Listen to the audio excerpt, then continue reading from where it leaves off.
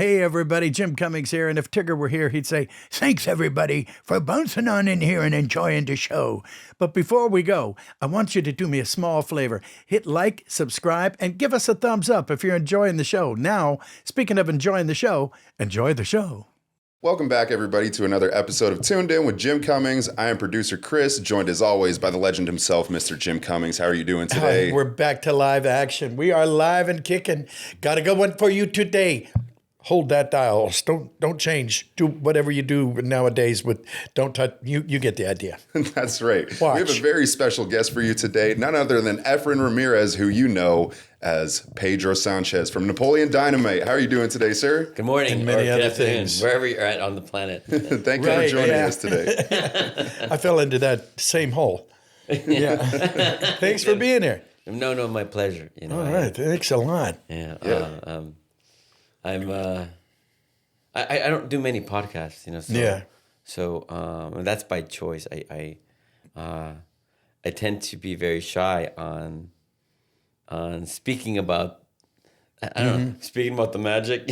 Yeah. Right. Right. And I try to. Maybe it's because I protect my private life, or maybe it's I'm always in the little warehouse, which is like my workroom in my house, either developing a character or breaking down a story, breaking down a script, and creating new worlds for the future, which to me, I feel like sometimes I'm Geppetto. Wow. You know, and I'm really, trying to figure something new that has yet to be invented. So That's it. And you apply that thought toward character development. yeah, Obviously. I mean, how do you? See, I've never you. I just fly by the seat of my pants. Of course, I don't do on camera. Yeah, and it's hard to look at, but that's fascinating. So you have a process that you go through, and how do you do that? Do you think of like the classic actors? Well, where was he born? Where was he raised? How many kids were in the family? You know, I mean, how does that work? I go method. So Yeah. Golly. All right. When you first start out as acting, as an actor, you really think about, as an actor, can I play this role? Can I really live this character's life? How do I do it? Can I memorize like all these pages, All of these lines? Yeah, that's true. right? That's just the beginning, but the more years you add on into the process of studying the work, it becomes more about world building. And when I say world building, is having to understand what world you are in the first place, to understand what kind of characters are needed to be in that world. What's the predicament? And what's you ask what the problem is, and who are the characters that are facing this problem? And how do they achieve what they're trying to accomplish? So it's kind of like billiards, right? You need specific balls to put on the pool table in order to play the game. Obviously, you have an 8-ball. You can't replace it with the bowling ball, although they're both black balls, right? Yeah. So it makes sense, and you have to follow the rules of the game. The same exact thing when I'm working on a movie or a play or a TV show. I have to understand the medium. That's when they say the tone, the style, the theme of the project. You have to have understanding. Is this comedy? Is this drama? Is it horror, adventure, fantasy? And by asking these questions, you really start to zoom in on the life of. Then once you have an understanding of who your character is, you go, all right, how true does it ring to me? What would really occur, or what would make me do these things in order to get from point A to point B? And then it becomes something else. So in a period of 6 weeks, as people say, oh, you're going method. No, you're just truly living what that life is. And sometimes I look at characters and say, I would make those choices. And sometimes I would say, whoa, I would never in a million years make that choice. But that's what happens in the story. That's why that story is so important. Is that ever difficult for you to go, well, I would never done that in 1,000 years, and now I'm stuck that. Now I got to do it. You know what I mean? That's a really good question. when characters are very clear, because they're either purposely driven on their achievements, it's easy to understand. But sometimes, every once in a while, you'll find a character who's lost, which means that you have to find a place that's unfamiliar, an emotional area that makes you very uncomfortable, and do that and live that process. Wow. And it's when you have a really good director, that's okay, you know, because then you can trust that he's going to help guide you. Really bad director, Sounds like you've had both. you're on your own, and it's hard because you're trying to grip something that's unattainable, and you feel like you're flailing with knives. So once you know, I've done characters like that. Once you're there, you go, okay, it's gonna be all right. You have to tell your heart and your mind, it's gonna be okay. So there's that little voice, and so it allows you to tread carefully, you know, with love and hope in the cloud of fear. So Wow. Well, so poetic. No, it really is. And it sounds like you're tapping into similar ground like Heath Ledger, God rest his soul. He was really invested in being the Joker. And I guess the popular thought is that he kind of overdid it, got too far into character. And, you know, and he really was a little unhinged there for a little bit. Then he had to come back. And, you know, I mean, God rest his soul, you know, Yeah. but I hope Pedro never drove you to the edge of the, I would hope. Pedro was in Narcos, maybe. Yeah, okay. That's true, huh? Some of my teachers are from Australia. You know, one of them being Lisa Robertson. She's amazing, and we talk about that. They talk about something called the dream of life or the false dream of life. You know, an example for you watchers out there. An example, if you want to be an actor, right? If that's your dream of life, and if you go to acting schools, if you join a theater program, and you're practicing your work, that is the dream of life. And at some point, people say, well, when do you become a working actor? And that's what working actors do. You're constantly working on a play. You're constantly working on a screenplay. You're developing your craft, right? You're doing the practice. A false dream of life is going to these Hollywood parties. Yeah. You're gonna meet somebody famous, and it you know that I don't memorize lines. The lines memorize me, and God. I'll learn it the day of. I'm like that. Ooh. I mean, if that works for you, I guess That's scary. Yeah, I mean, there are naturals. If the character's exactly like you, Yeah. okay. Yeah. But nevertheless, you really the study of the technique helps you become stronger to make impulsive choices that are so honest and so deep that only a camera can capture that, because the camera can capture the absolute truth. If you're lying, if you're acting, the camera will capture that. Yeah, You know, that's right.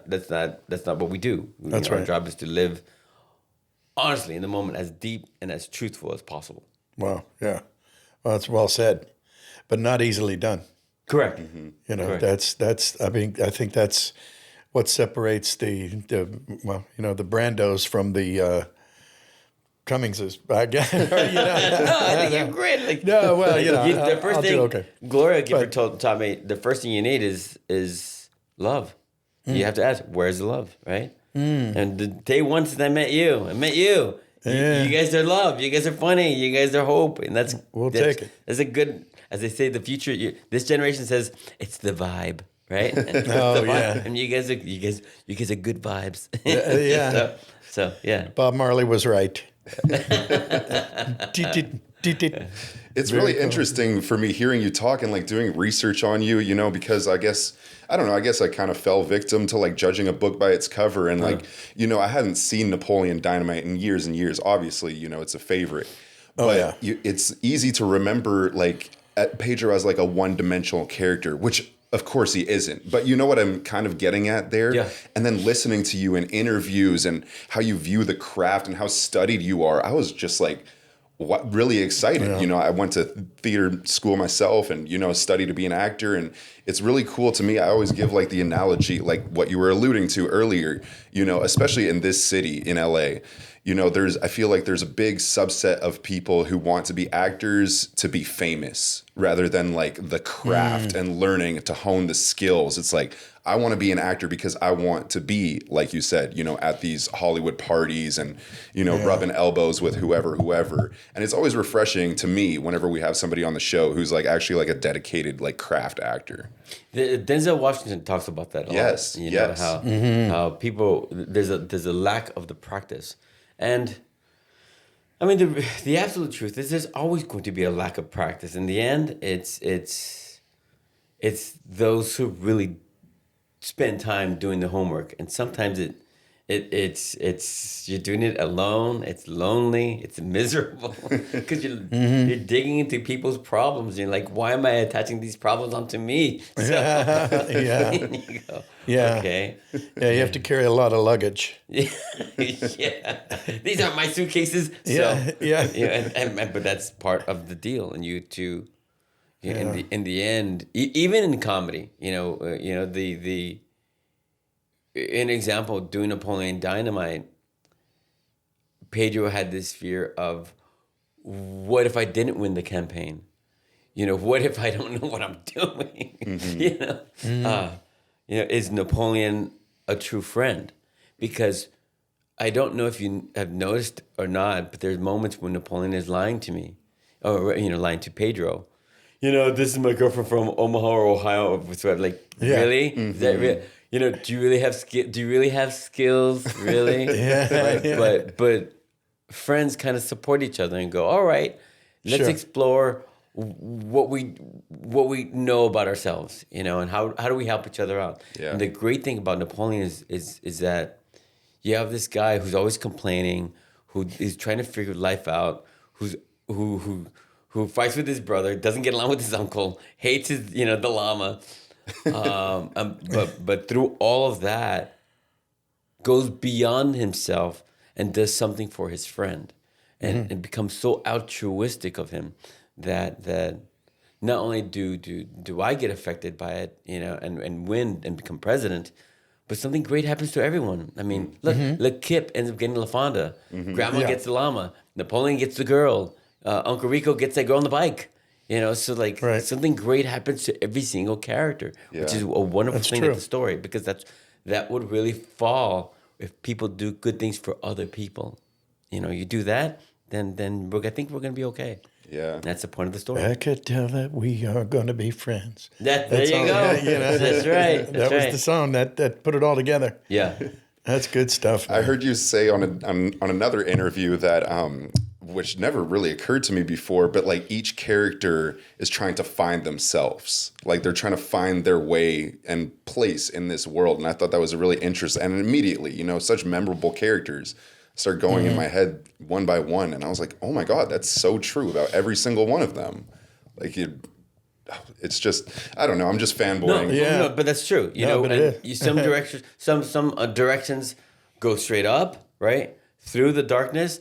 And sometimes some characters go into the darkness with their own darkness and get lost. And that's their only way to find the light. It's kind of like when we talked about playing the Joker, right? Yeah. If you're commissioned to play the Joker, you have to find that darkness and open a sense of darkness in you, telling yourself that you're going to be okay. And you need to surround yourself with light so that when you enter that darkness, something else happens, and you trust that, and you go, when you're done, you are done. and so that you can also get back out of the darkness, right? Yeah. You don't want to give yourself over to the dark side. You don't want to do that. It's messy. Ooh. So I'm curious about I'm assuming it was like a regular audition audition process. You audition for this movie. But what I want to ask specifically is I know that Napoleon Dynamite was originally a short film, a black and white short film under a different name with another actor. As far as my research could tell, he wasn't really an actor. Maybe it was like they had a tight budget and it was like, oh, this guy can play Pedro Sánchez. But then they recast him, obviously, for you for the film. Well, I mean, I can't remember the name of the guy, the young guys who were in the short film, but I mean, I know John Heder as a character by the name of Seth. Yes. And so when Jared Hess, mind you, most of the crew and cast members, half of them actually went to BYU together, and they were going to film school, right? Studying theater, studying the films. So, and what happened was he decided to do this short film for $700, and when he shot the short story called Peluca, which means wig in Spanish, not only did he have the Napoleon character, but then he had two characters named Pedro and Gail, and Pedro only spoke Spanish, and Gail was his cousin. You know, and so they befriended Napoleon, and they were off into their own adventures. So when I booked the job, I remember different gig back then. Yeah, when I booked the job, Jared Hess sat me down and he said, "I want you to watch this short film," and I said, "Okay." And he said, "I want you to make those two characters into one." And I thought, like, sure. Oh, there you go. No problem. You go, yeah, all right, because you have to find their identities and kind of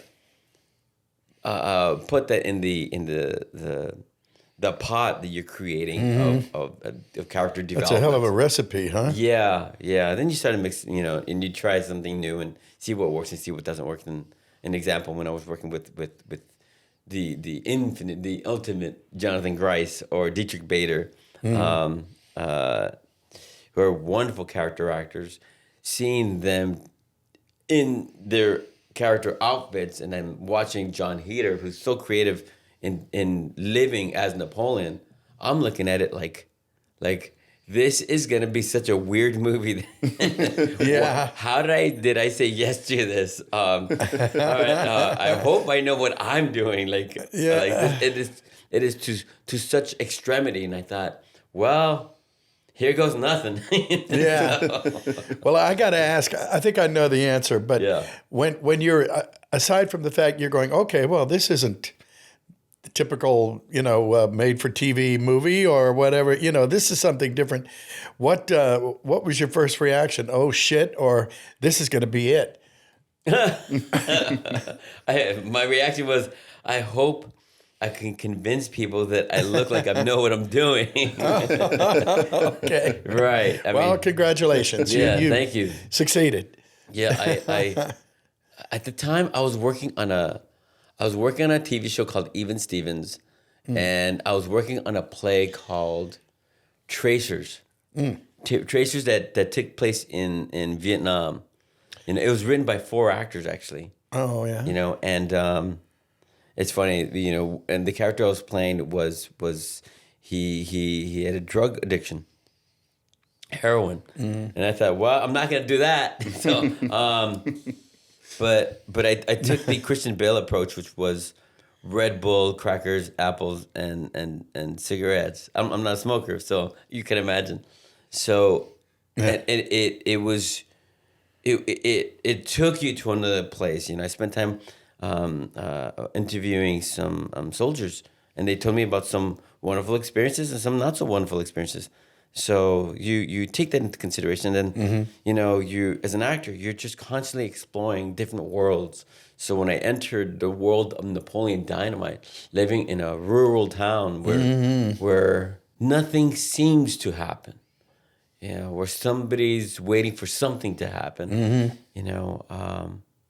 the first thing I felt was, well, we have to embrace each other.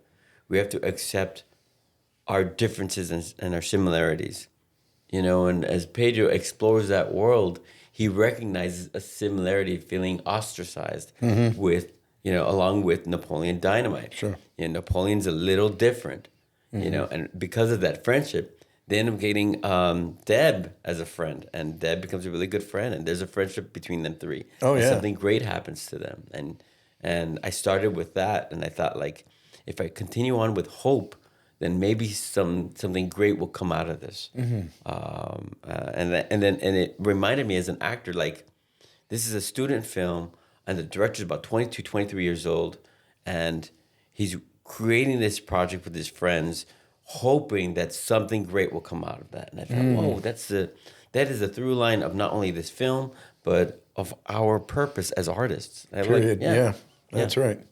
Wow, good for you. That's really interesting. That's a hell of an observation. Yeah. Do you teach? Sometimes. Do you? Yeah. Because I could see there was a little professor coming out there. That was a beautiful. That was a very cool thing. No, you're very good at conveying thoughts and emotions. Yeah. I mean, you're an actor, so. So that's got to come but in. not everybody who acts, is able to pass that on. It's like something in them, and it's like I don't really know how to explain it. It's just like what I do. You know what I mean? You've obviously ran into people like that as well. Yeah. When you watch enough Bryce Dallas Howard's interviews, you kind of get it. No. She speaks so eloquently, and it's just remarkable to watch. I think she's pretty amazing. Great actors who know how to express themselves with such detail of not only the craft but its importance. And I thought, like, I want to do that. Yeah. Did you always know that what you were going to do when you were? I'm still trying to figure it out. So that's a yes or a no. I can't tell. I mean, in all honesty, I grew up in a household with 5 brothers. Yeah. Yes, including a twin. Yeah. Yes, John. For those of you who are watching, John Heater also has a twin. It's John and Dan, and in my case, Efren and Carlos, which is a trip. I know. That's crazy. We figured that we if we all got together in one room, the world would explode. So, I think we'll have to book you guys on our next podcast. We'll check that out. Stay tuned. We definitely beat Looney Tunes. So insane. But I've always this rings true. Ever since Scholastics came out for second graders and third graders when you're in school, to me that was my go-to. Whether I'm reading a Goosebump book or Choose Your Own Adventure or anything that would take me away, my imagination into another world. So since I was little, I've been driven by that. And my father would say to me, "You're always so different," because I'd make faces whatsoever, because I like to break the norm. That's just a habit of mine, right? I tend to ask the other question that most people don't ask. Oh, that's good. So, and I thought it was a detriment to my upbringing, but I thought even as I get older, that it's sort of like a secret weapon for myself to be able to ask these questions to have a better understanding, to make better choices. And I thought, okay, let me use this into my artistry, into my craft, and see where it can take me on another level, rather than just playing the general. Because you never want to do that. Wow. Yeah. Yeah. How does your approach to voice acting differ, or does it? Some people say that voice acting is it's easy. You just go in, because you have a mic, and you just go in with pajamas and just do your thing. That's right.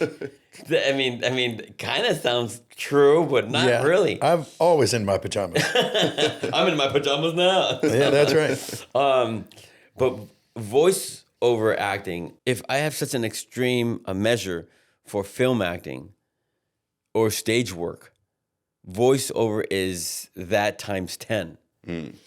Because not only do you have to be strong with the kind of choices, whether they're mental or emotional, you have to understand and be clear with your inflection, your intonation, and your vocal range, and be free to be able to, while in the moment, change under the instincts and the auspice of what the director is giving you at that moment when you're recording.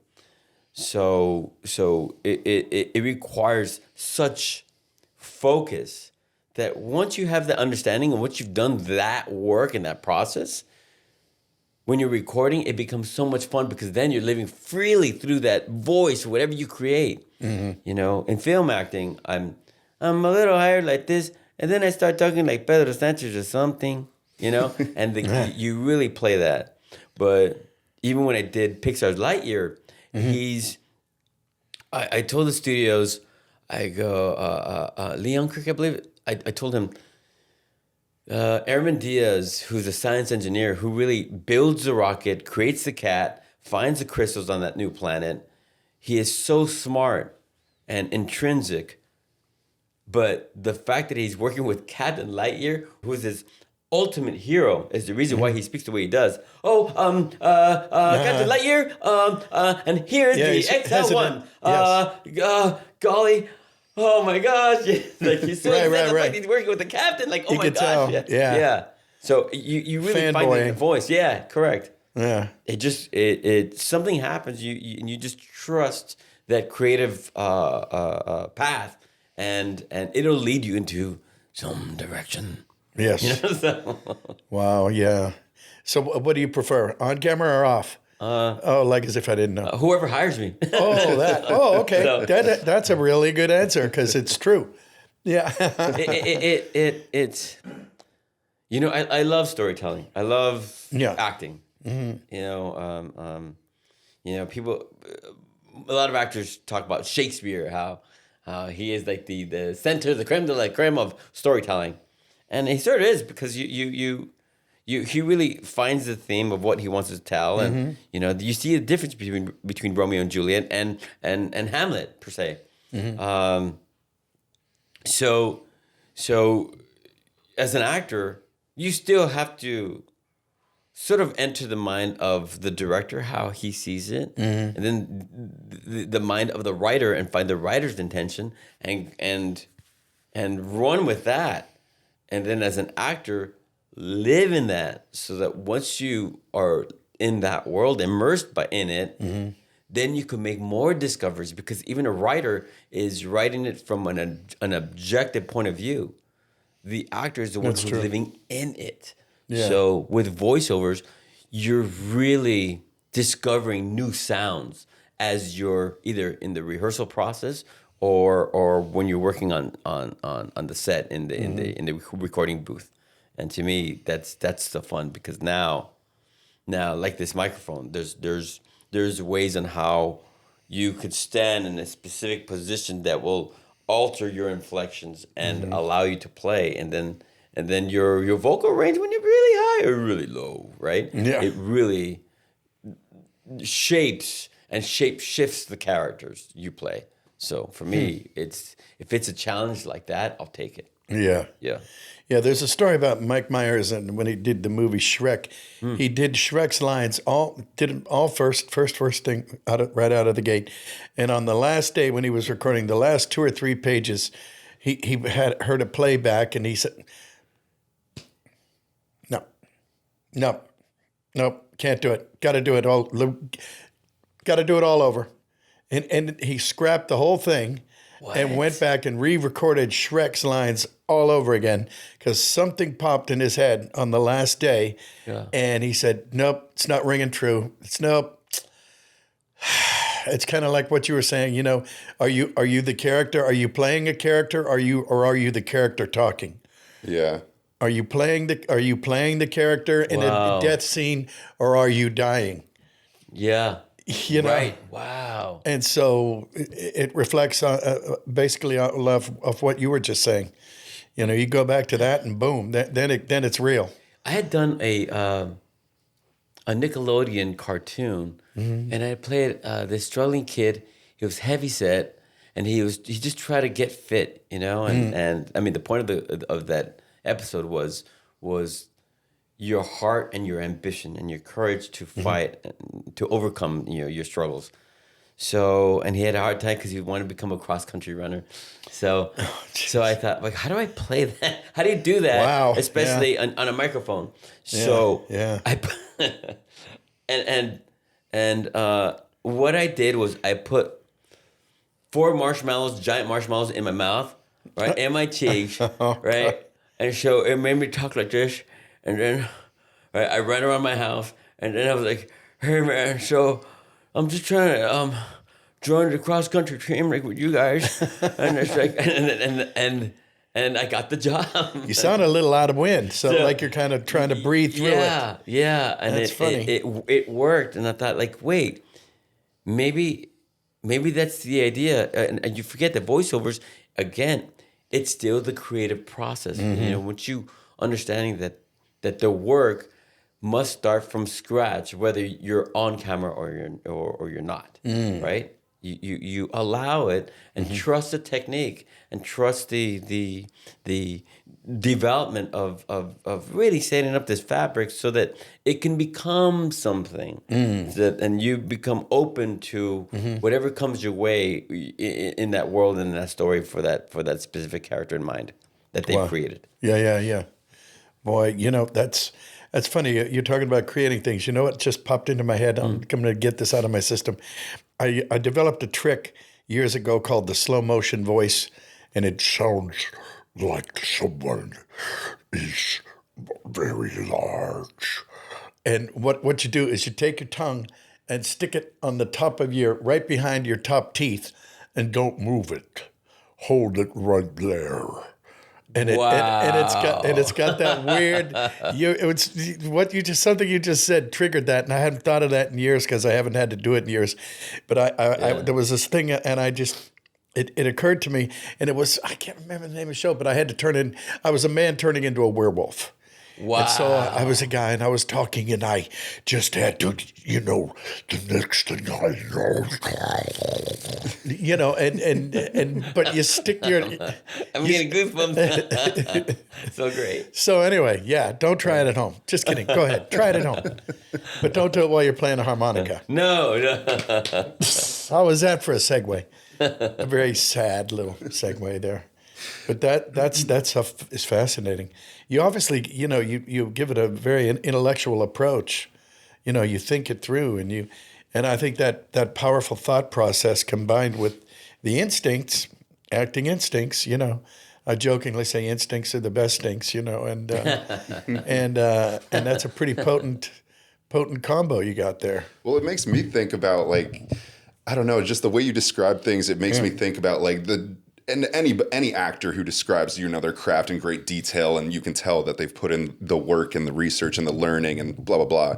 It's like, you know, then that really reflects to me as like, yes, this is really art. You know, this is an art form. Because think about a painting. You know, so many of the times a painting, not only, sure, you get a story from the impression that it gives you and the emotions that it feels you, but how many times do you see an artwork and it just has so much more meaning when the artist describes the process of creating it and what he or she had to do, you know, to make this work of art. You know, it's like, oh, the story, like you said, storytelling, you know, that's like essentially what's all at the core of all these little fingers of all the people on the podcast that we talk to, you know, stage actors, theater actors, voiceover, you know, even just artists or Reed Moon, you know, a researcher. Everything all centers around storytelling. That's what all boils back down to. I had worked on a film.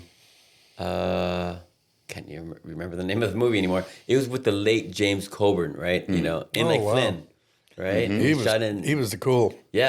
Yeah, we shot in Santa Barbara. It was the year where he won an Oscar for Affliction. You know, and I was like, Mr. Coburn, can you tell me about acting? Okay, kid, what do you want to know? Yeah.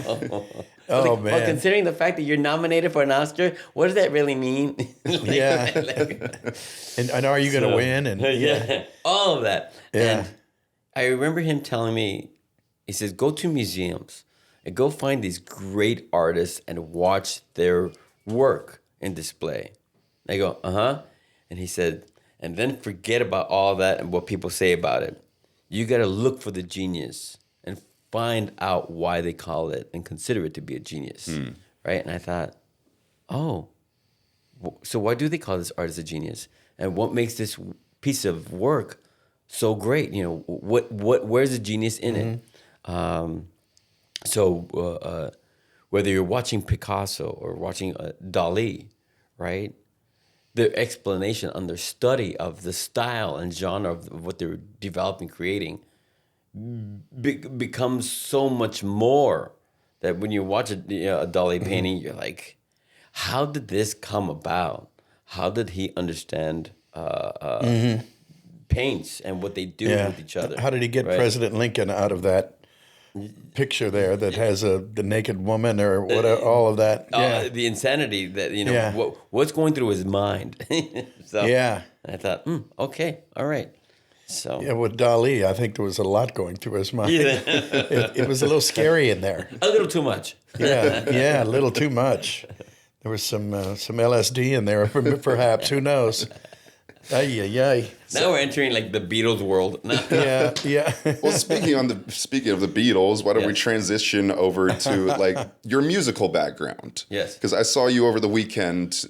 Gray Delisle was performing, and before she went up on stage, I saw you get up there and give a nice little harmonica riff, and I was like, "Oh, that is so impressive, incredible!" Thank you. How really long good. do you play other instruments? How long have you been musical for? The guitar. Guitar. Gosh, and I DJ as well. Yes. So, I wanted to get into that as well. Like we have 8 hours of just Efren Ramirez just talking about what he's done. My mom got me a harmonica when I was in high school. Maybe she wanted me to shut up. I don't know. But my neighbor was from the South and he knew how to play harmonica. So he taught me how to play. And then he recommended me a few musicians like Sun B. Williams, Muddy Waters, Howlin' Wolf, Fabulous Cadillacs. And I started to really learn not only how to play straight harp, but straight harp and cross harp. And Southern blues as well as Chicago blues and what blues meant in the 30s as opposed to like the the closing of the Western civilization, right? It became something more. And so I thought, okay. And then later on, I started to learn about Lee Oscar and War and how he really mastered the harmonica, right? And and John Mayall and the Blues Breakers. I just wanted to try out and do what they did. So I remember there was a moment, for 3 years, I took something called the Meisner technique. Yeah, right? of course. And I was doing that like every single day, and we would have Sunday as a break. So in Santa Monica, off of Lincoln and 10, and there's a place called Harval's off of 4th, right by the 10 freeway. It's a dive bar, right? Very bluesies. So I was 21 at the time, and I would go in, and I would play my harmonica and make $20. Nice. And so some bands they're like, hey, you play harp, right? I'm like, yeah. You're the kid? Yeah. So they go, you have a C harp? Yeah. And I only had, at the time, I had my C harp and my G harp. I didn't realize that there were other other chords, minor chords and harmonic chords.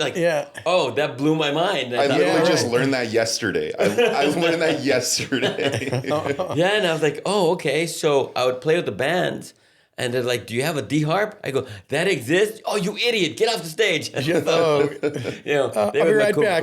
I'm heading to Sound City. I'll be right. Guitar Center. Right, and I'm like, wait, I gotta memorize my lines, and then I would go to my acting class and do my activities and my, do the work, and so it just got bigger from that. I would take my harmonicas to my auditions. I would see like Dante Bosco, and we would talk about harmonicas and play with each other. It was so cool. And then cast members would come out like, who's making all that? No, oh, it's you two. All right.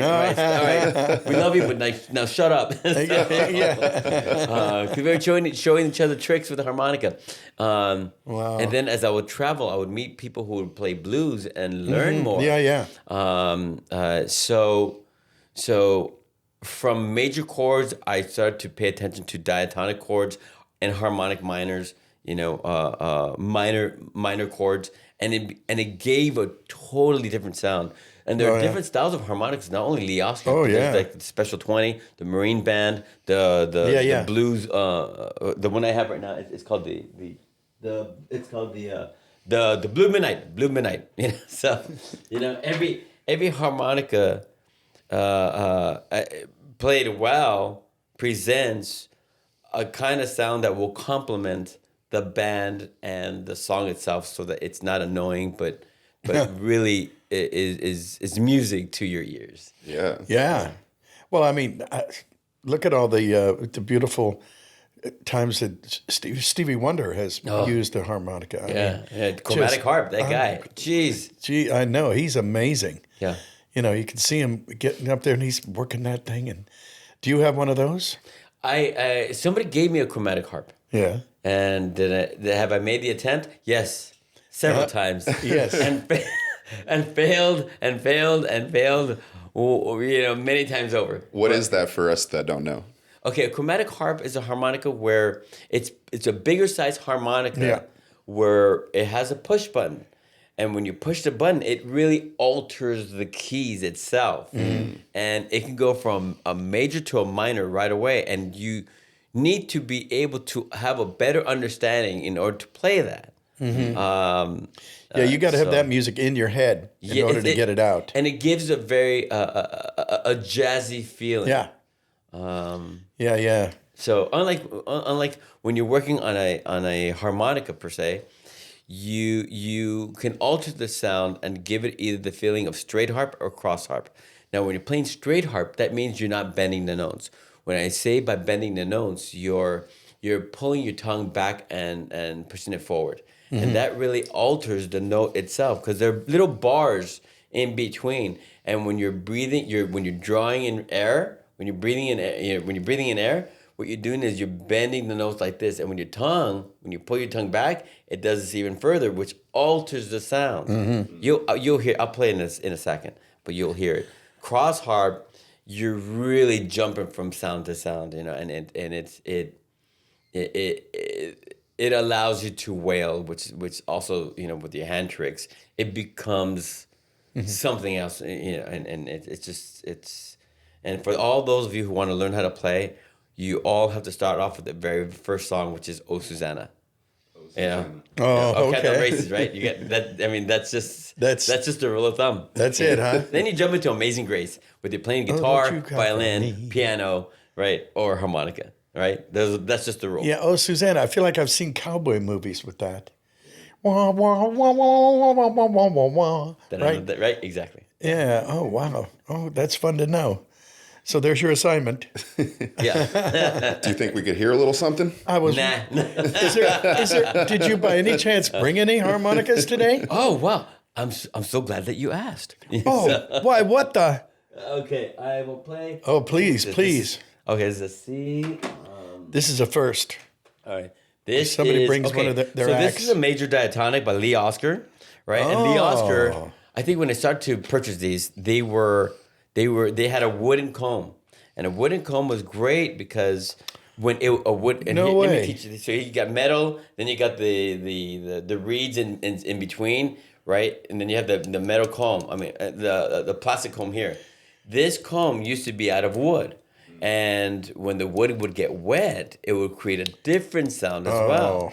Yeah. So, and it's going to get wet. And yeah, because you're kind of making out with this harmonica. So, but the wood would chip, and then you wouldn't want to play in a harmonica like that. Yeah. So Lee Oscar invented buzzes, the first harmonica with the plastic comb, and people thought, "Oh, you don't do that," because like, well, he goes, "Well, I just did," and.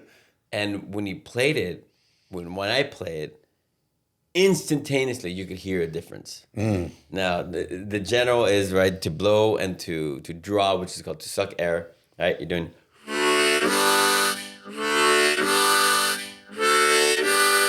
Right? Yeah. Basics. And if I'm holding it, right, in such a way... Yeah. Right? It's like a wah-wah pedal. Right, exactly.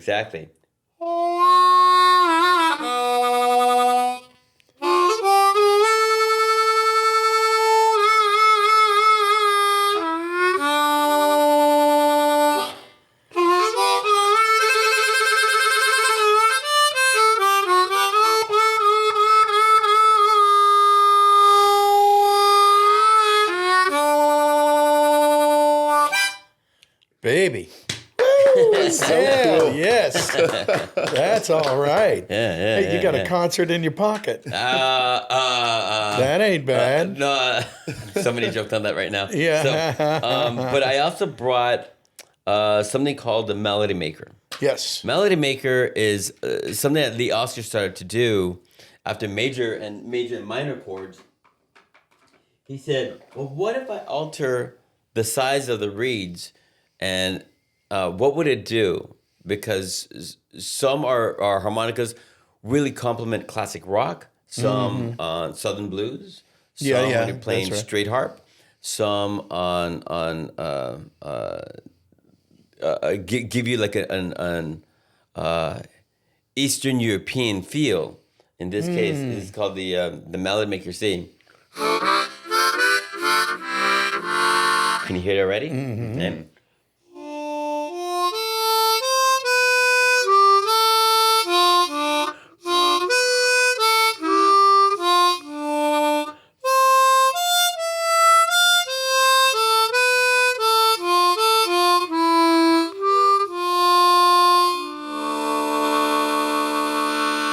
Nice.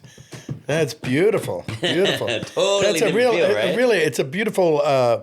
It gives it a mood. Right? Yeah. I was gonna say it's so like evocative of like really- emotion. It's like Yeah. I don't know. I feel like it's such a familiar instrument to all of our ears, but at least for me, it's like such a mystery instrument. I don't know. I don't really know how to express it. no, and you're right. And you know what? Like when I'm playing different keys, you have to kind of like acting. You really have to know the tone and the theme of whatever you're playing. Oh, if you're yeah. playing jazz, you cannot think. If you're playing jazz, you cannot be thinking blues, right? You can't. It's just you have that like you really have to have an understanding of music and music theory and music composition.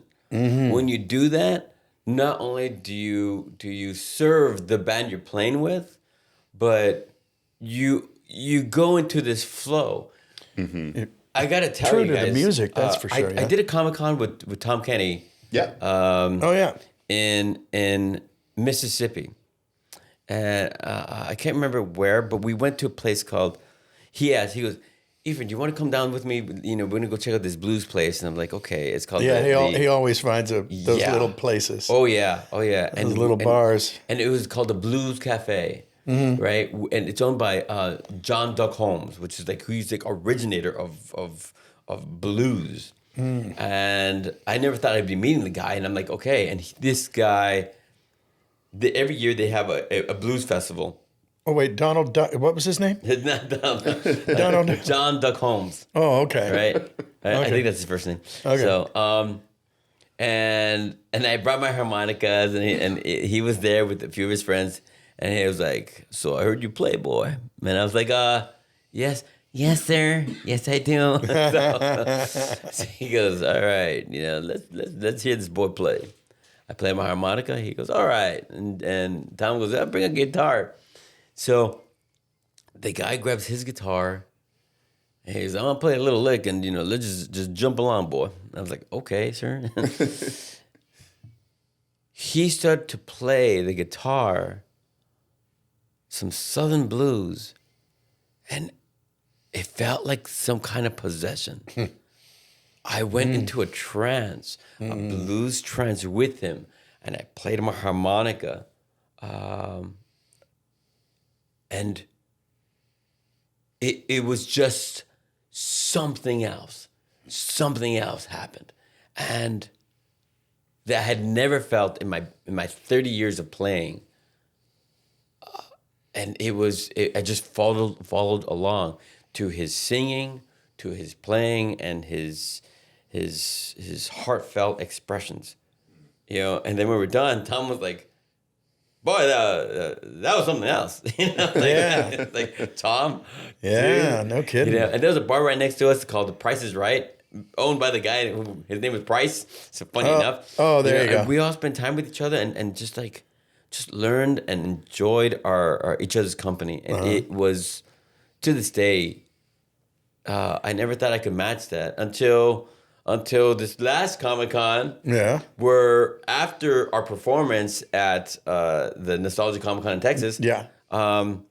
we went to this church to play with the Zydeco band. Oof. And they're playing bluegrass, and when they recognized Tom and from, some of the other actors, and they recognized me, I said, hey, I have a harmonica.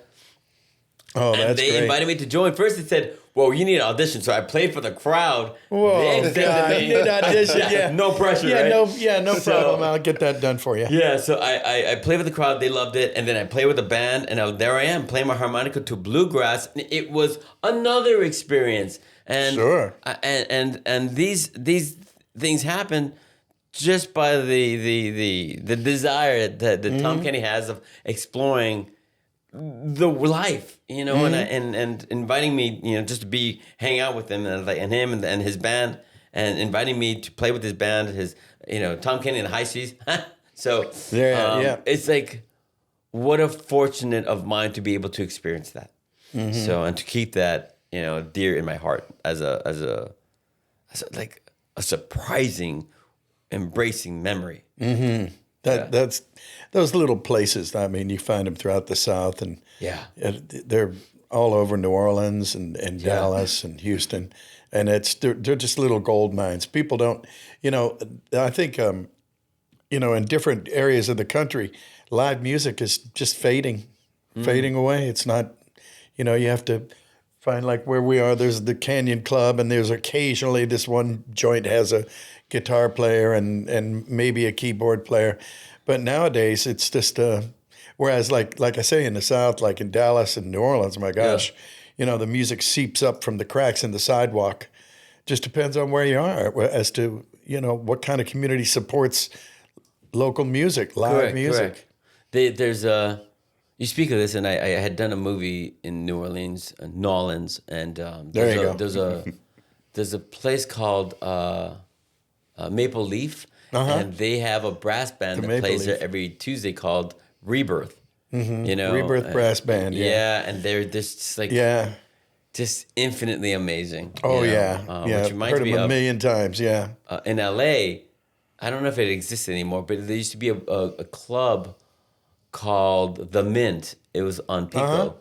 And all these bands would come in, actors, musicians, get together and just jam. And I'm like, I forgot about that. And I was little, and I was like, hey, can I play with you guys? Yeah. Yeah, that's good. Wow, good for you. How long have you been playing out, like, as a musician? It varies. I mean, I jump from band to band. Yeah. There was a band I used to play called the... But I mean, when did you start, though? At what age were you? I would assume maybe about 21, Oh, 22. yeah? It's funny because my older brothers were DJs, right? And so they would go to these parties and they would mix vinyl records. Nice. And so they'd be on the mic, you're like, yo, man, I'm on the ones and twos, right? I thought, well, it's when like in the late 80s when it was disco and techno was coming in, some new wave and dance hip hop were coming in. And my older brothers, the rule was never mix genres. And you know how I told you guys how I did things different. Oh, yeah? Not only did I mix LL Cool J with Depeche Mode, or jump Depeche Mode into the Beatles, right? Because you can do that. You just, I don't know. It just makes sense to me. Yeah. I thought, let's go even further. What if I mix techno with my harmonica? Oh. And so I grabbed the harmonica, put it on reverb, right? Or echo, and I'll play my harmonica with techno, and everybody went bananas. And I thought, wow. Oh, that's Is there cool. anywhere online we can hear that? If somebody's recording me, I guess. Yeah. But That's cool. I'd love to it hear works that. great with dubstep. It works great with hip hop, trap music, even with techno. Even to this day, when I'm mixing techno, I'll mix techno with opera, and sometimes grab my harmonica and play that, and it becomes something different. I bet. Yeah. Boy, you're not kidding. Yeah. I was like, wait, what? Yeah. I have a headache now from trying to put that together in my head. I'll put you in a trance. Yeah, what was it? Dubstep and... Come on, get with it. what was that line from Deadpool? what do you think? Is dubstep still a thing, in the future or whatever it was? Is that still going on? Yeah, you just got to know the important. No matter what you play and what style you play, you really have to favor and cater to the audience and kind of surprise them just a little, not too much. Yeah, right. There was a moment, an example. It was a Halloween party in Los Angeles, and they're totally hip hop crowd. Yeah, and dubstep matches hip hop because dubstep, in case you don't know. Dubstep is techno melodies with hip hop beats, and that's how that happened. So, and trap is literally dubstep, but just with rappers, and that's it. So, and so when I played dubstep for the first time for the crowd stopped dancing. The lighting guy just stared at me. The manager of the club said, "Hey, Pedro, we love you, but what the hell is this crap?" Like, yeah. I go, it's dressed up as a gorilla for a Halloween party. I'm like, it's a new thing. He's like, new thing or old, we don't care. Put on 50 cents or like Drake or whatever. Something. Right now, this is not cool. Like, I'm sorry, boss. Oh God, that's funny. Yeah. You just made me think of a question that I wanted to bring up today. And that question is how it feels to be an actor, like you just said, people reference to you as Pedro, like as a character. And I heard Rainn Wilson talking about this before, I love Rainn Wilson. Plays Dwight on The Office. Yeah. And, he was talking about, it kind of like bothered him, like people would come up to him and call him Dwight, like, I'm not Dwight, like I'm Rainn, at conventions or whatever, and he kind of was like, feeling like this isn't why I became an actor, like I want to be known for like my breadth of work and like, this was a role that I just really nailed and like, my other stuff, in my opinion, is equally as good. So like, how come, and he kind of struggled with that frustration of almost being like put in like a singular box. I wanted to know like what your experience is with that phenomenon. You saying that strikes me even at this very moment. This is the reason why I became an actor. If I can convince you that I could play this character so much that that's what you see, and then you meet me and you're like, you're him, but you're not. Yeah. Right. I've done my job. Mm-hmm. Right. Yeah. And you look just like him, but you don't sound like you. Yeah. Yeah. And so if I'm in the public eye, I'm gonna get that, and that's and I'm very fortunate that I played a character that people can embrace. You never want to play the villain because people kind of snicker at you and kind of like, Right. Yeah. So, but for the studios, right, for directors, if they ask me, well, can you audition for this role? And I go, of course.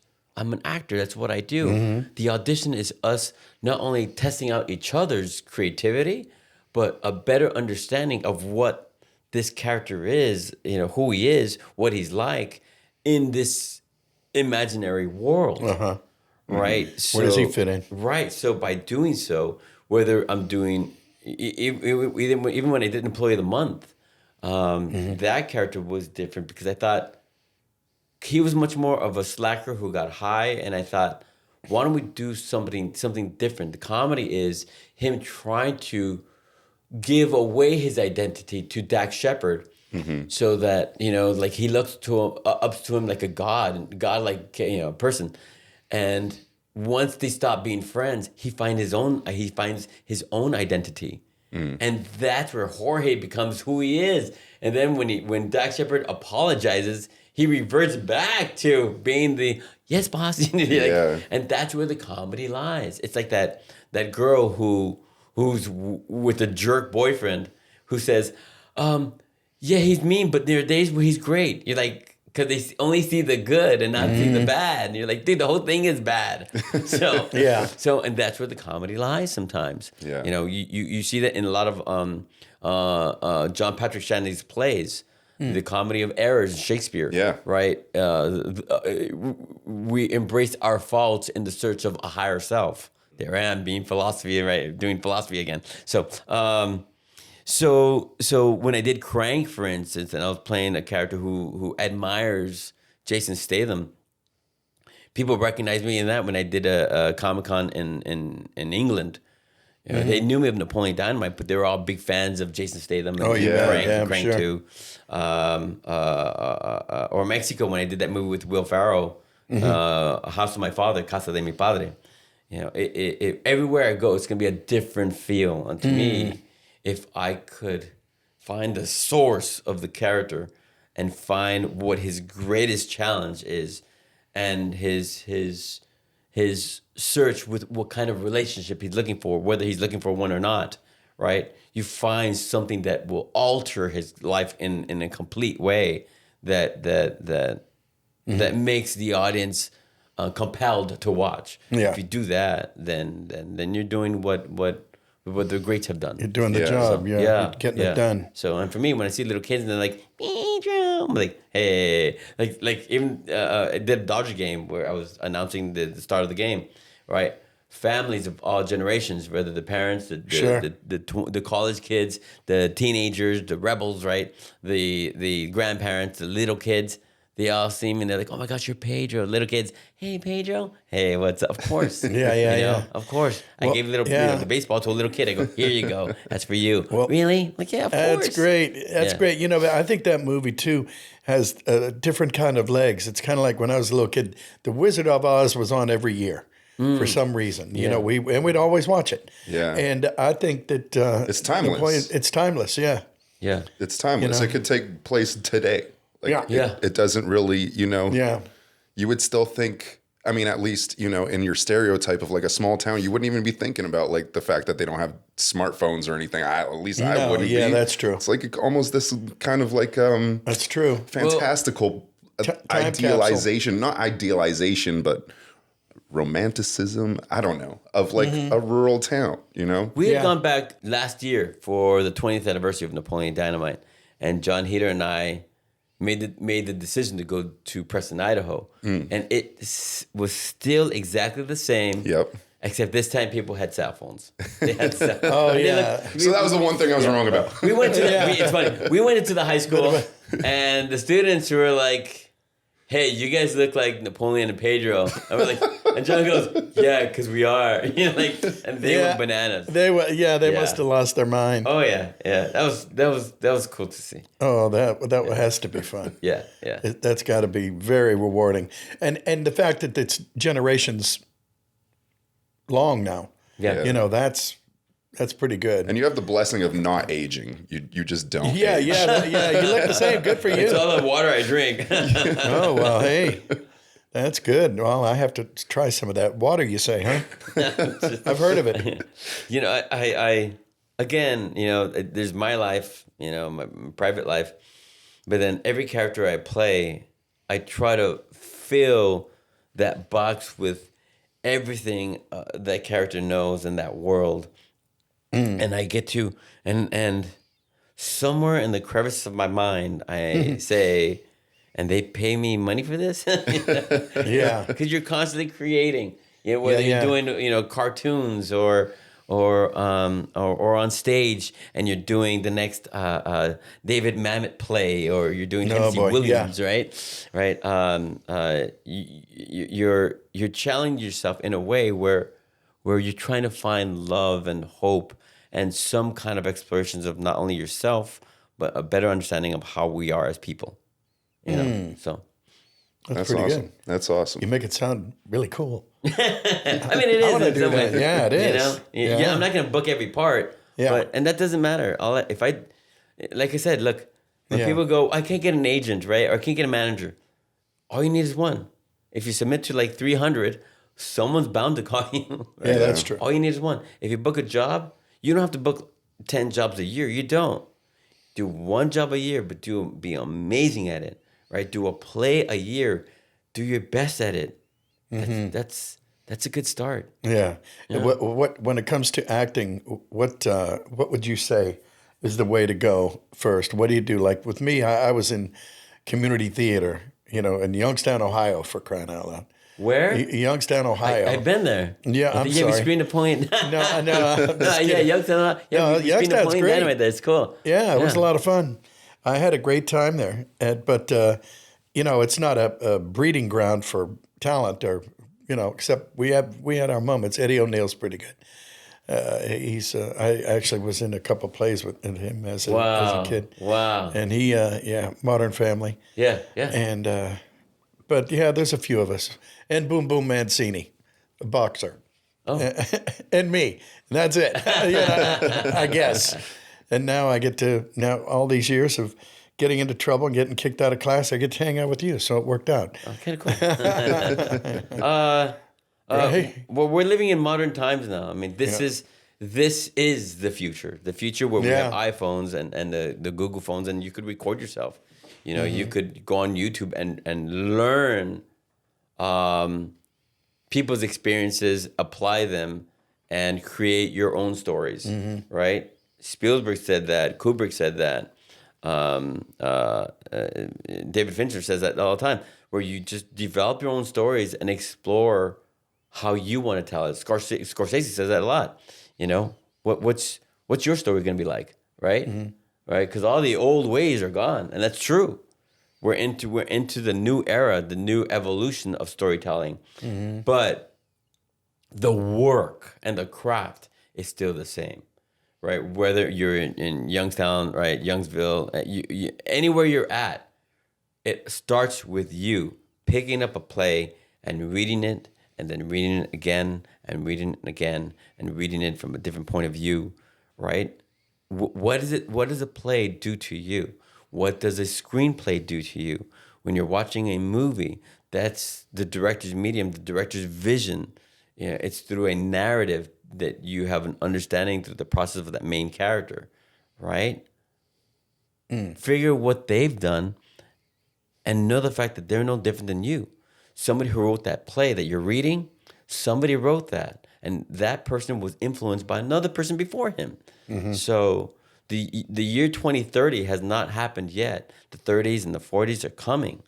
You know, we'll still be around, right? Knock on wood. Yeah, knock on wood. Yeah. So the way the next generation will tell the story, right, will be interesting. We'll be like, we're just passing on being storytellers, being like the shaman to express how we communicate and how we connect and how we don't connect. And that's okay, because that's all the part of, that's what storytelling is. Yeah, that's right. So do your homework.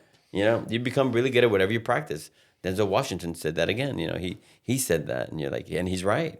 You know, you become really good at whatever you practice. If you practice doing nothing, guess what? You're really good at doing nothing. Yeah, right. So get a stepping. You know, get to work. Right? I have to get to work. You know, I start with a blank slate.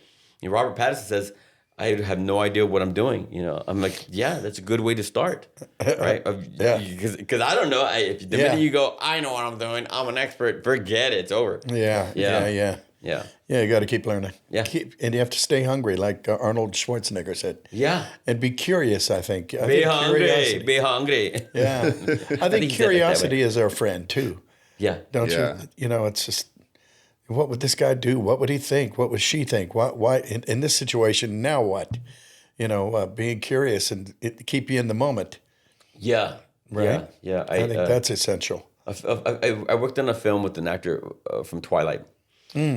Really wonderful, you know. And when I told the director I was playing this homicide detective, I said, this story reminds me of Dante's Inferno, and we're entering the 9 circles of hell. He goes, I never thought of it that way. Wow. Let me explain my demons. It's like, oh my God. You know? Oh man. You know, I did an episode of FBI Most Wanted, and my director, you know, I love her to pieces, and she's English, and I'm playing Colombian cartel. Yeah, mind you, I'm very iffy on characters like that, because I was like, I don't know if I want to do that. But I thought, let me see what I can do with this role, and I said, oh, I got it. I'm gonna play him like Richard III, and she was like, come again. You know, I was like, I want to do this, and it's like a 3-headed dragon. He's trauma, and it was just like something else, you know. And they allowed me, and they you know, Dick Wolf, the creator of the show, really gave me the freedom to develop this character with the writers. Wow. And my relationship with some of the series regulars. And it was so hard and deep to immerse myself into that. And I thought, when I'm done, because you attract that darkness, and I go, I need to be very careful and I looked at my director, and we got along really well, and she was just amazing, and the actors who I was working with were just wonderful and giving, and it allowed me to feel safe in my environment to be able to create. And there was a moment we were shooting on I think it was 42nd and Park in New York, right in the city, right? For those of you who don't know, you're like really in the heart of everything, right? And I just somehow I got out of it because there was people looking around like, oh my God, it's Pedro, and the cops, and then you have the crew, the flags, the lights, the camera, the director, the producers, the executive producers, the writers, and I was like, what? And I got out of it, and I went, what am I doing here? So I was like, what the heck? And then I heard, just came out of you. Efren, and I go, yeah? We said action a long time ago. I go, oh, I'm so sorry. Oh, Because I got out of it. Yeah. You know, I got out of the box and I didn't know what to do. And I'm like, I go, okay. I had to shake that out and I had to just go back into it. And I went back into it. And I'm like, and then you commit into this. And then it becomes something else. And I'm like, even my voice changed. And I'm like, okay. Wow. You know, and you become this, I don't know, something happens. So that's method acting, right? I don't know if it's method. Is that what that is? I don't know. No, it's called madness, right? Okay, well, who wrote it? there's that too. Lewis, I forget, there's a book called Method or Madness, right? I became the muse, what's it, Eleanor Deuce. There's she's another actress, right? About 100 years ago, it took her forever to find the characters and what she did. People would watch her performance because she was so immersed into the roles and the depths of the play. Have her do like anything by Anton Chekhov is like amazing. So for me, you know, if I could at least have an ounce of whatever they do, then that's good. Wow. I hope. Yeah, you hope. Yeah. Yeah. Come back. Right.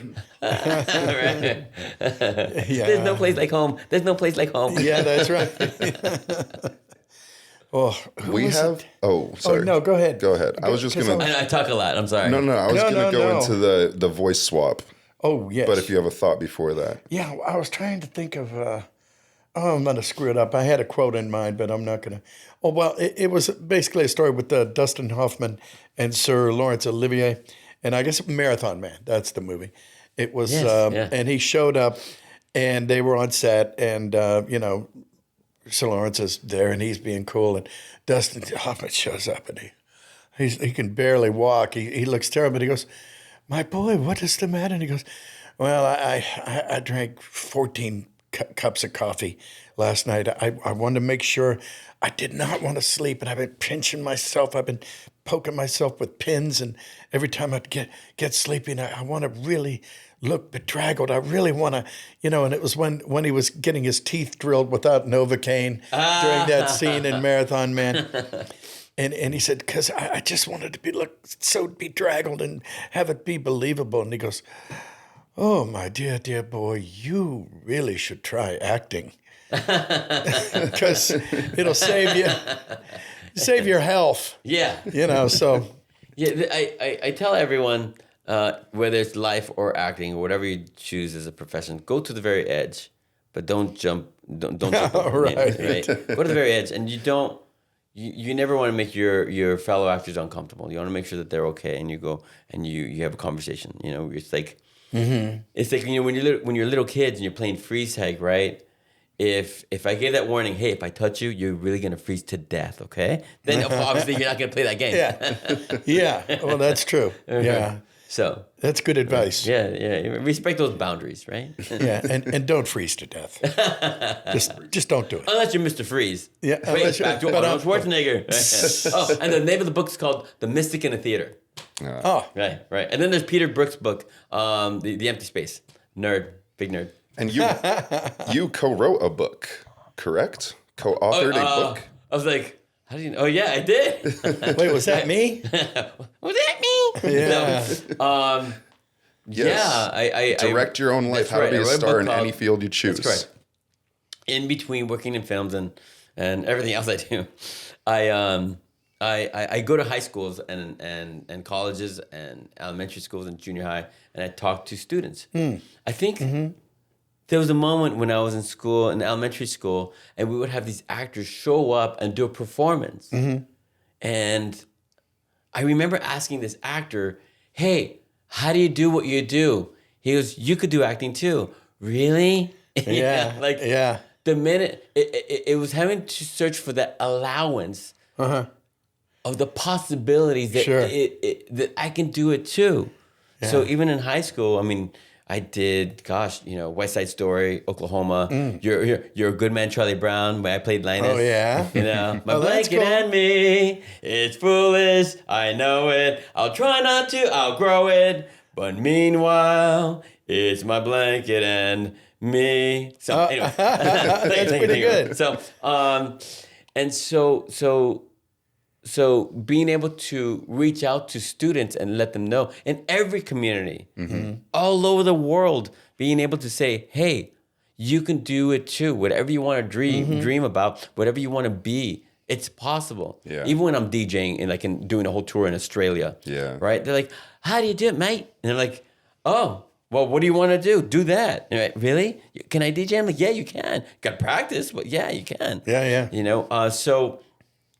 So I was approached by the people who create the SAT books, right, for college and for college exams, and they said, "Would you like to write a book?" And I said, Wow. About what? They go, about you. Why?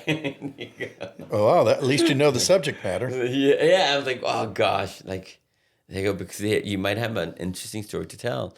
And at that time, I had a production company, and one of my producing partners wrote part of the book where he talked about his adventures in rising in the business, and as I wrote my chapters, and so the book really intertwines East Coast and West Coast direction into becoming something more, and on how to direct your own life, because it really is, you really have to have a sense of direction, even when you're afraid, even when you're scared of entering the unknown, and that's the hardest case, because most times you really not only face yourself, but push yourself into things that make you uncomfortable, into looking at your history, into looking at your present, into looking at the possible failures.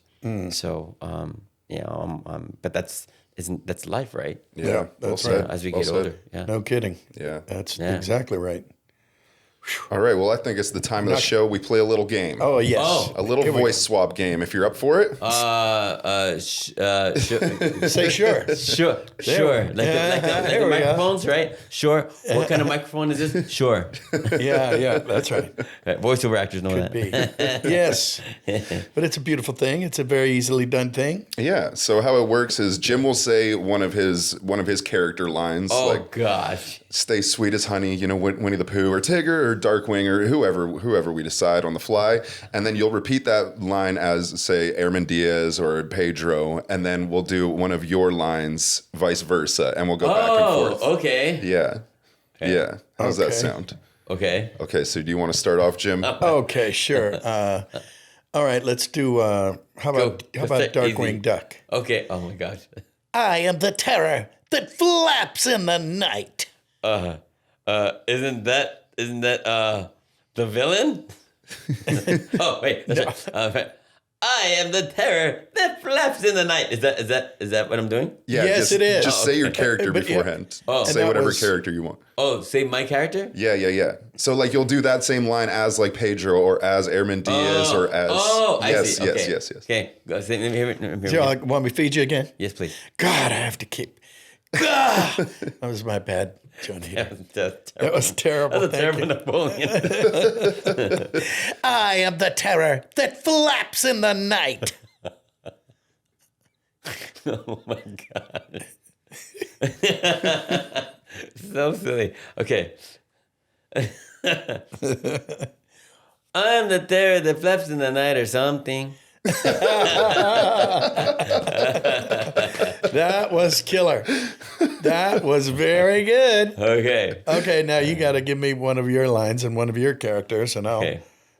All right. Armando, ¿Qué estás haciendo con el ganado? Good luck with that one. Armando, pass me the quesadillas and the salsa on the burrito. It's very, very Pronto. good. Very good. Very good. I think I said I was verbatim. That's verbatim. That's verbatim. And which character was that of Okay, yours? that was Esteban, right? Where I did a movie with Will Ferrell called Casa de mi Padre. Ah, yes. Will Ferrell does the entire movie all in Spanish. Yes. And I play his best friend. That's really No cool. kidding. That's really cool. Oh, yeah. Wow. That was like, Muy bien. yeah. Hoo-hoo. What was it like working with him? That bad, huh? No, No, he was, just kidding. No, he was great. But it was funny because we were doing a very intense scene where we discovered the cartel and all that. And I looked at him and I go, "Hey, Will." He goes, "Yeah, buddy." I go, "What are we doing? What's going on?" He goes, and he just stares at me. He goes, "I don't know. I honestly don't know." I'm like, dude. Oh, good. And then I didn't know if he was kidding or not. But I'm like, You hoped he was. dude. Okay, we're going in with that right now, dude. Because Jesus.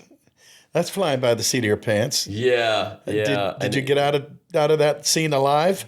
Yeah, I think so. You think so? Man. It was like we're working with Diego Luna, Gael Garcia Bernal, and Pedro Almodovar, who's like the Marlon Brando of Mexico, you know, and we we're doing all of our stuff in Spanish. And I'm like, okay, all right, and you're playing this role, and I want to be tough, you know. But we're just like humble farmers, you know, just trying to make a living. Oh, there you go. Yeah. Like in Three Amigos, only not. Yeah, exactly. Sorta, kinda? That's right. Sorta, kinda, yeah. It was Adrian Martinez, myself, and Will Ferrell. Or Armando. Yeah. Wait, I just thought of a voice swap here. What about Bonkers and Airman Diaz? Because they kind of have like the jittering similarity. You're Yeah. right. Okay, let's see. Bonkers Steve Bobcat here, the first Toon'd detective in all of Hollywood.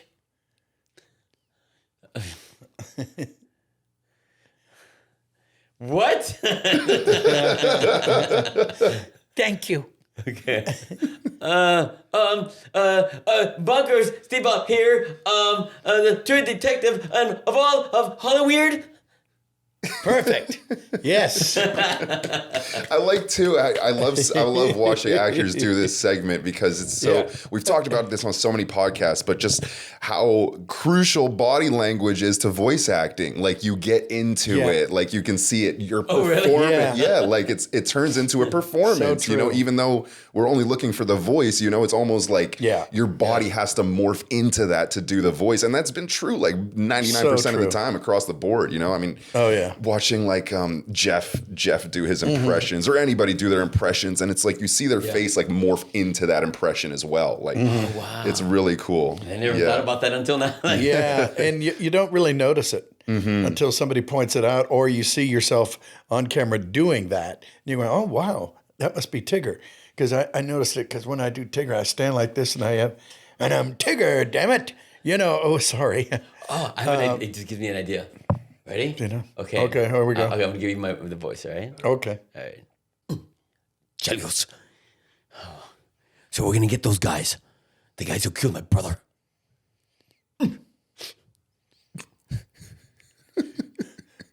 Wow. and who should I be? Pooh? Tigger. Oh, Tigger.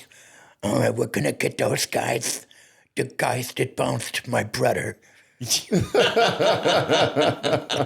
I literally saw Tigger doing that. That makes me think of like Tigger playing Liam Neeson in Taken. Like, oh, Jesus. That'd be an actual combination. That's not bad. So I did a film called Crank where my character was totally cross-dresser, totally, and it was like very light speaker and like, and just like insecure and totally in love with Jason Statham. Oh my God. And in the first film, I die. In the second one, I play the twin. Funny enough. Wow. And my twin is an assassin who not only has full body Tourette's, but is going after the killers of his brother. So Wow. Okay. yeah, Have fun with that. yeah. I was like, you guys want me to what? Okay. And there's so many curse words. I'm like, what am I? I'm worse than Samuel Jackson. It's like, oh God. Yeah. All right, I'll play this character, but I'm like, you're.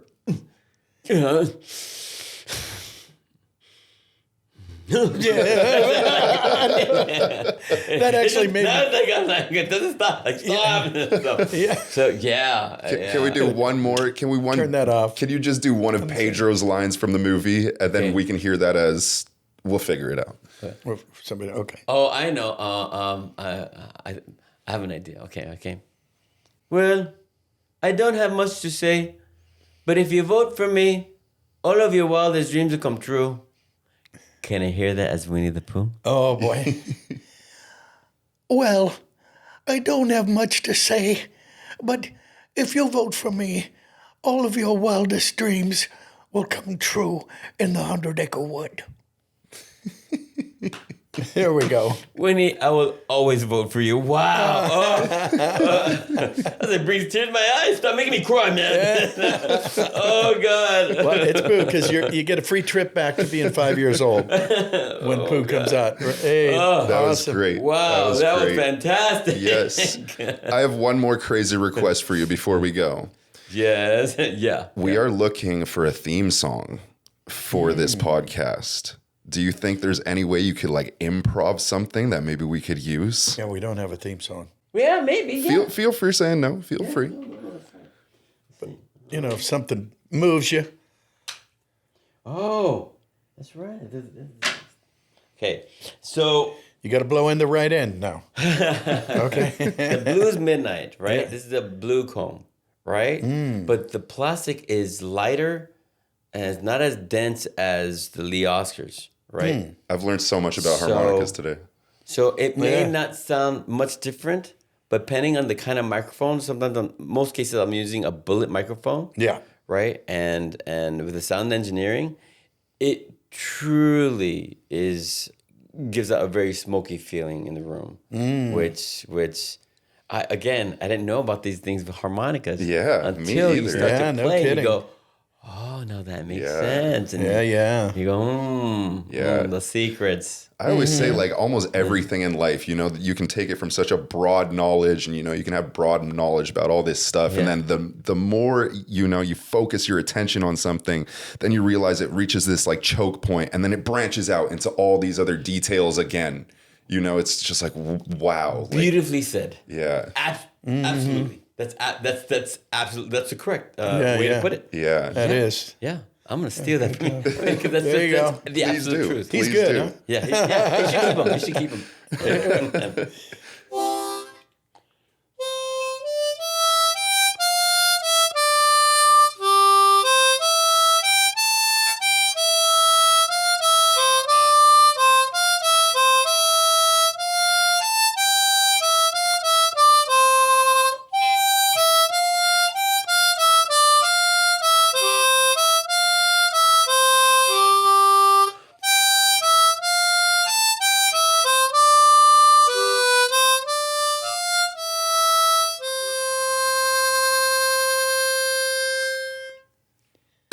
Yay. I love it. I love it. That was beautiful. I was watching credits roll in my head. That was so beautiful. It's Very, simple. very and- soulful. We need to do like a slow-mo like fade to black with, at the Yeah. end of each episode with that playing. You know, like the end of like 80s movies, like Good Times, and they put a description. Yeah, oh, like yeah. producer Chris went on to, you know. Yeah, oh yeah. It's I remember working on a Muppet show in New York called Helping Hands or something like that. And so there's a moment when they had me sing with the Muppets. So Oh, wow, that's cool. These hand puppets, right? So and I thought, and then there's a harmonica, and I go, wait, I can hear it. That's a D flat. They go, Mr. Ramirez, are you sure? Oh, wow. And the musician goes, yeah, he knows music. Yeah. I go, can I play my harmonica with the guys, right? Because ideally I'm supposed to be camping, right? And it turns out that it's raining, so I can't go camping. So the Muppets say, don't worry, we'll just make it camping inside this place. And I thought, like, oh, cool, right? So we decided to do that and create marshmallows and talk about the stars. Like, it's so wonderful. And at the end, I'm singing with them, I'm dancing That's with so them, cool. and I'm playing my harmonica with them. Yeah. That's awesome. Yeah. That's awesome. That's wonderful. I will say there was a moment when I did say, I looked at one, I said, out of all of them, you're my favorite. And she goes, And who? we all can hear. And I went, oh. Oh, God. Oh, Jesus. That sounds like something I would do. It's the helping hands. It was on Apple. And it was just it's one of the, again, my highlight to be able to work with puppets and actors who do all that, because that requires a lot. It requires so much work to be able to do the voice and the hand work. Yeah, I would think so. Yeah. Yeah, and you almost have to be the guy doing the voice, doing Correct. the puppet. You know, Correct. because you're not going to get the face right. You know, that when Kermit does that thing with his mouth and Correct. you know, yeah. you got to be doing Kermit to, Yeah. Unless you're Ray Romano. unless you're Ray Romano. That's true. All right. So unfortunately, we are out of time. Our next that's fine. guest Thank has you. just arrived. Yeah, we've done like 3 hours, right? What time is it? Like 20, No, that was 30 a already? great. That was a great Thank time. you. And if you ever want to Thank do it you. again, I mean, we absolutely can for sure. We've done it with a few people twice, and Oh, really? yeah, absolutely. I mean, everything's always evolving. People are working on new projects. You know, there's new topics to talk Stuff's about. We can only happening. cover so much in and a little over an hour. You know, it's Wow. yeah. But yeah, thank you so We've much done for it. being Thank here. you. No, Really thank appreciate you it. for having me, guys. And Yeah. thank you guys all once again for watching. Really appreciate you guys. And if you like content like this, you know what to do. Like and subscribe. It'll recommend more content like this. And if you really like it so much that you want to see more of it, you can check us out on Patreon, where there's a whole bunch of bonus content. I've done this a million times, so you know where to go. Once again, I'm producer Chris, the legend Mr. Jim Cummings, Hey. and Efren Ramirez. Thank you so much for being here today. We really Hey, appreciate it. And we will see you all in the next one. Bye, guys.